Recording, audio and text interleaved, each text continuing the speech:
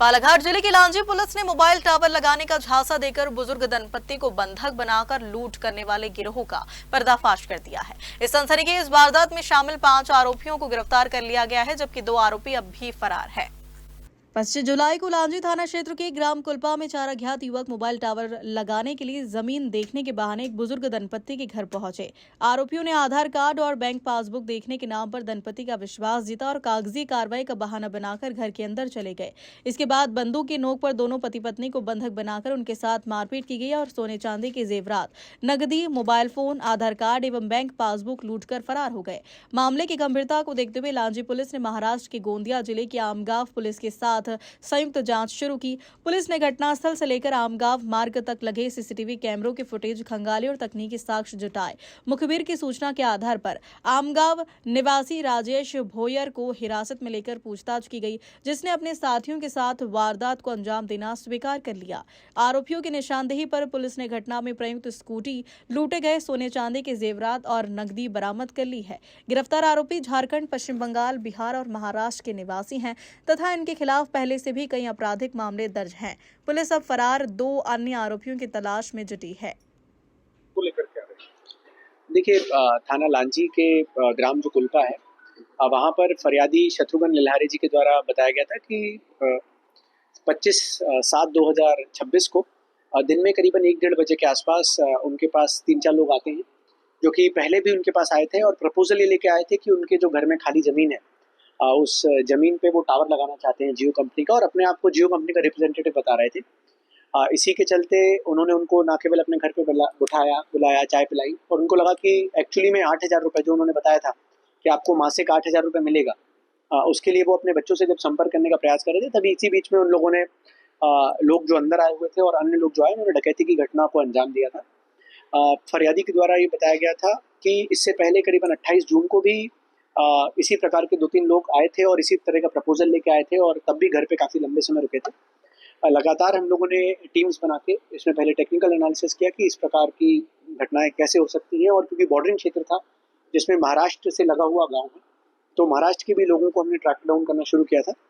उसमें हमें पता चला, जब हमने नीरज शिंदे नाम का एक व्यक्ति है जो आमगांव निवासी है,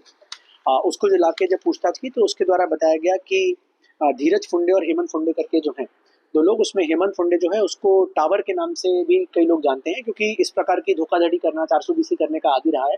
और अपने आप को टावर कंपनी का रिप्रेजेंटेटिव कई बार बता चुका है।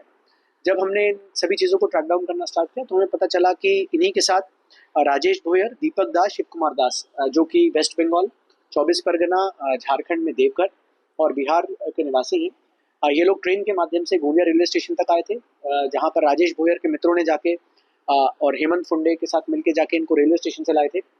ये करीबन 21 तारीख को आए थे और 25 तारीख को घटना थी। 24 तारीख को भी इन लोगों ने गाँव के आसपास जाके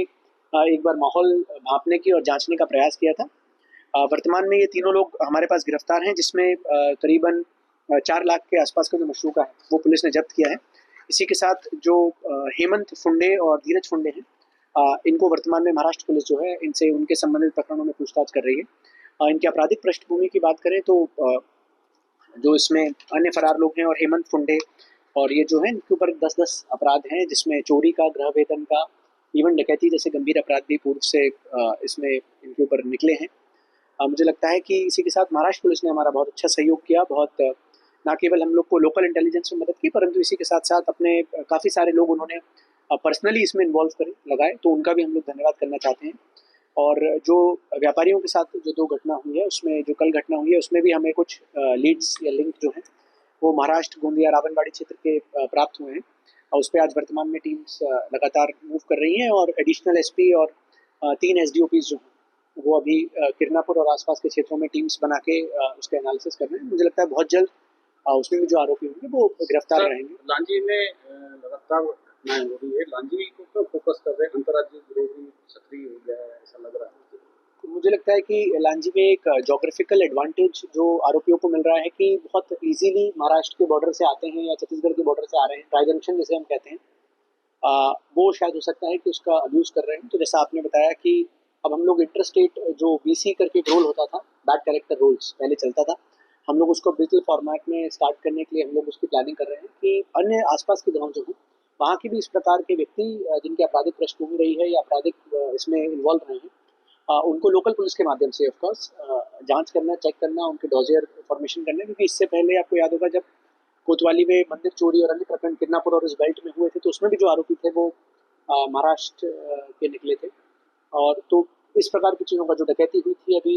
डकैती का प्रयास किया गया था किडनैपर में, उसमें भी जो लोग थे उसमें कुछ लोग महाराष्ट्र के इन्वॉल्व निकले थे। तो मुझे लगता है कि because of the location easy movement हो जाता है, नेशनल हाईवे है, तो